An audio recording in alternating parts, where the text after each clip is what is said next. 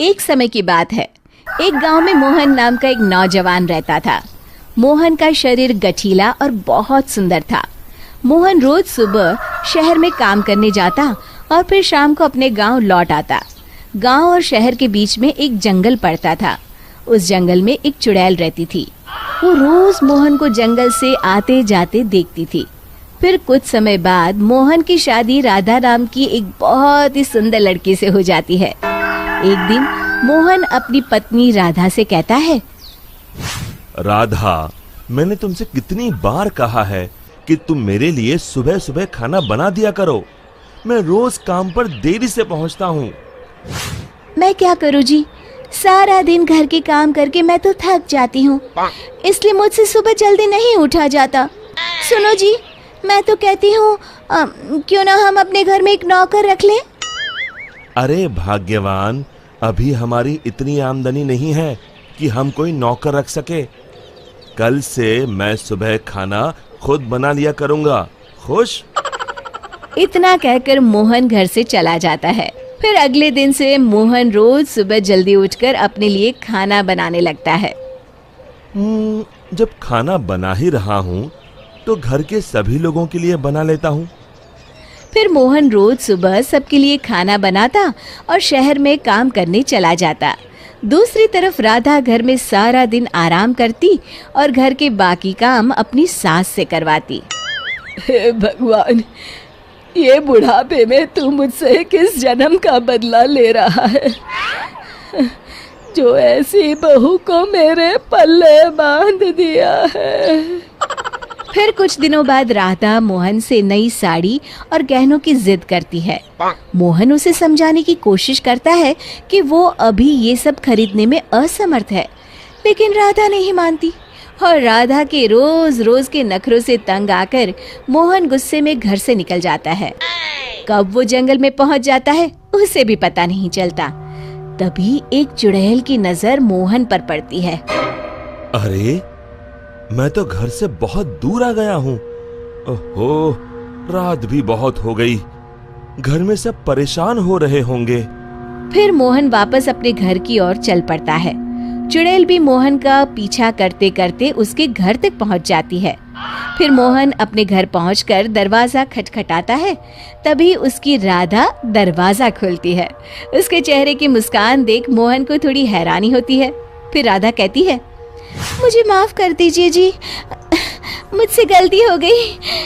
मैं भूल गई थी कि औरत का असली गहना उसका पति होता है। आगे से मैं आपको कभी नाराज नहीं करूंगी। राधा को अपनी गलती का एहसास हो गया है। ये देखकर मोहन उसे माफ कर देता है। फिर अगले दिन से राधा रोज सवेरे उठकर मोहन के लिए खाना पकाती, घर के सारे काम करती, साथ ही साथ अपनी सास ससुर की खूब सेवा करती। अपनी पत्नी में आए इस परिवर्तन को देख मोहन की खुशी का ठिकाना नहीं रहता। एक दिन राधा की सास राधा से कहती है, बहू, आज मैंने घर में हवन रखा है।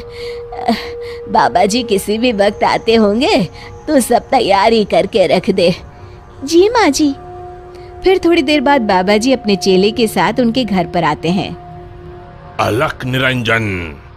आइए आइए बाबा जी, मैं आपका ही इंतजार कर रही थी। फिर बाबा जी हवन की तैयारी शुरू करते हैं और मोहन और राधा को हवन में बैठने के लिए कहते हैं।